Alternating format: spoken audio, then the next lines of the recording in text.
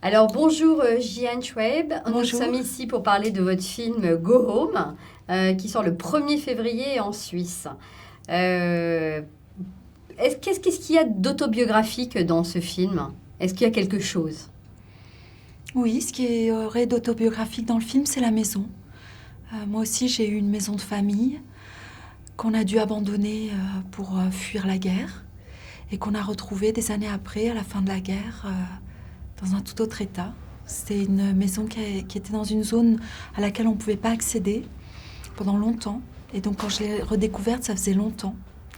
J'étais adolescente et j'ai d'abord vu le jardin de la maison qui était couvert d'ordures, qui avait clairement été transformé en décharge d'ordures par les villageois, par les voisins.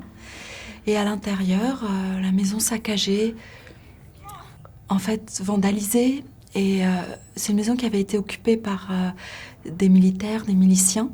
Il y avait sur les murs des slogans politiques, aussi des dessins. Des dessins par exemple d'une femme nue, enfin c'est voilà, des dessins un peu de caserne quoi. Mhm. Et voilà, c'est ça qu'il y aurait d'autobiographique dans le film, oui. Et ce choix de la maison, pour moi, c'est aussi un personnage, comme les autres personnages. Vous l'avez trouvé dans cet état. Donc il y a beaucoup de maisons comme ça? Oui, il y a beaucoup de maisons comme ça au Liban encore.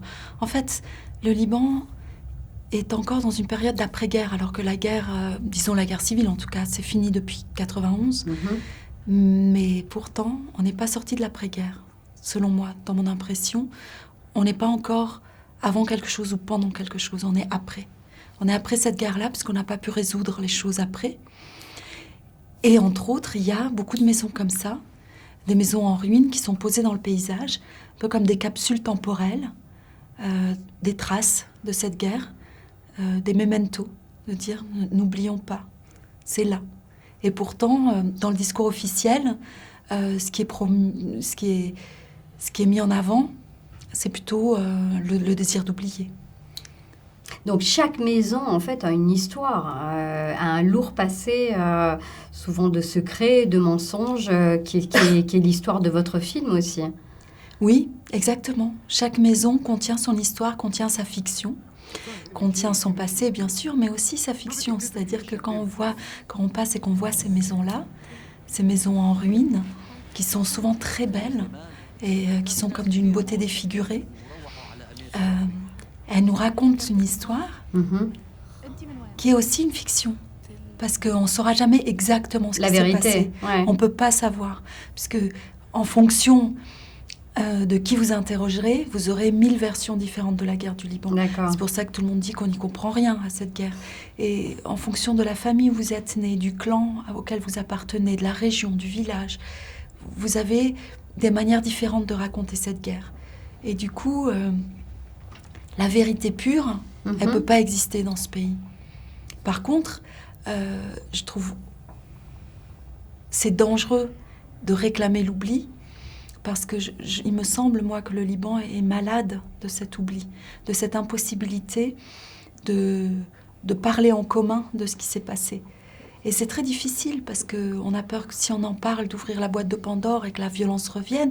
Et si on n'en parle pas, il y a quelque chose qui nous pèse et qui nous ronge et qui nous mange de l'intérieur, en fait. Donc, comme votre héroïne dans le film, chaque famille ou un membre d'une famille doit faire sa propre enquête quelque part.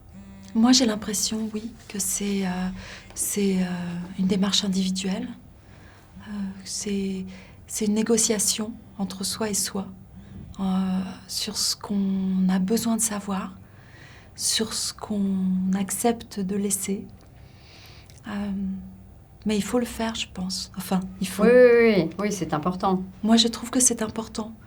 C'est-à-dire que revenir sur nos origines, notre passé, ce qui nous a construits, mais même si c'est très douloureux dans le cas de la génération des enfants de la guerre, il me semble que c'est nécessaire. Elle est un peu universelle, votre histoire, parce que bon, ok, ça se passe au Liban, mais ça pourrait se passer aussi dans un autre pays où il y a eu des guerres et où, pareil, il y a plein de choses qui n'ont pas été dites, qui n'ont pas été révélées. Moi, j'irais plus loin que ça, c'est-à-dire il n'y a pas besoin de la guerre pour ça. C'est pour moi le pays dont Nada est exilée dans le film, c'est le pays de son enfance. C'est-à-dire, c'est son enfance. Et il y a un moment où on grandit, on perd le contact avec qui on était quand on était enfant.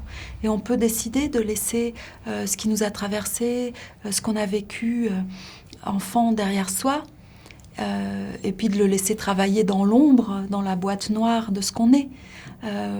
Certains d'entre nous se disent qu'il y a quelque chose peut-être à comprendre et regardent en arrière et essayent de démêler ce qui les a constitués. Donc, en ce sens, ça pourrait être n'importe qui, dans n'importe quel pays. On est tous exilés de notre enfance, quelque part. D'où votre titre de film. Rentrer chez soi, vous le voyez comment l'expliquer ce titre-là pour vous? Go Home m'a intéressée comme titre parce qu'il a des directions différentes, c'est-à-dire il a 2 directions, voire 3. Go Home, c'est ce qu'on entend beaucoup quand on est émigré, on entend rentre chez toi, rentre chez toi, rentre chez toi. Et donc à un moment, on essaie de rentrer chez soi sans trop savoir ce que c'est. Et puis... chez soi, on entend de nouveau « rentre chez toi » parce qu'on n'est plus de là, on n'est plus d'ici. On a incorporé d'autres choses, on est devenu autre. Et du coup, je trouve que de nos jours, la question de l'identité se repose tout le temps et de manière très complexe. Et Go Home, ça raconte un peu ça. C'est où home, c'est où chez soi. Et il n'y a pas de réponse simple à ça. C'est ce que vous avez vécu. Vous vivez en France, vous me disiez, vous avez vécu au Mexique, vous rentrez de temps en temps au Liban. Oui, je rentre de temps en temps au Liban, en me demandant toujours si c'est chez moi. Je dirais que ce qui me dit que c'est chez moi, c'est que quand je rentre au Liban, je rapetisse. Dans quel sens? Dans le sens où j'ai l'impression que quand on rentre dans le pays de notre enfance, on redevient un peu enfant. D'accord. On régresse un petit peu. On est en contact un peu avec qui on était plus petit. C'est pour ça, dans le film, Nada et son frère jouent beaucoup à des jeux d'enfants. Oui, ils fabriquent une cabane en drap, des choses comme ça. Ils se chahutent comme des enfants parce que c'est rentrer au pays de l'enfance, c'est un peu redevenir enfant. C'est un peu comme Alice au pays des merveilles. On voit le filtre qui nous rapetisse. Et vous avez engagé donc une actrice, elle est iranienne? Oui, Golshifteh Farahani est d'origine iranienne. Et elle est aussi française est partie de son pays. Donc j'imagine que raconter cette histoire pour elle, ça faisait pareil, ça faisait appel à son passé. Oui, il y a des similitudes. Oui, il y a des échos entre son exil et l'exil de Nada. Mais je sais, en fait, d'après ce qu'elle m'a raconté et ce qu'elle a dit à d'autres, c'est pas ça qui l'a attiré vers le projet le plus. Enfin, ça a une part, mais je pense que ce qui l'a le plus attiré, c'est le personnage lui-même.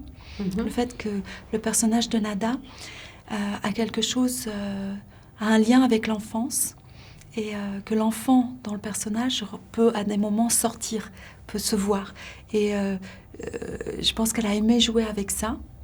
Et aussi son côté intransigeant. C'est un personnage qui fait appel à l'absolu, qui dit l'absolu existe, qui voudrait comme prendre un morceau de ciel pour le ramener sur terre. Et je pense que ça aussi, ça l'a beaucoup intéressé à jouer. Et finalement, donc, vous avez vécu au Liban. Oui, vous êtes parti du Liban très jeune. Vous avez vécu en France, au Mexique. Vous appartenez à quel pays? Je ne peux pas vraiment répondre à cette question.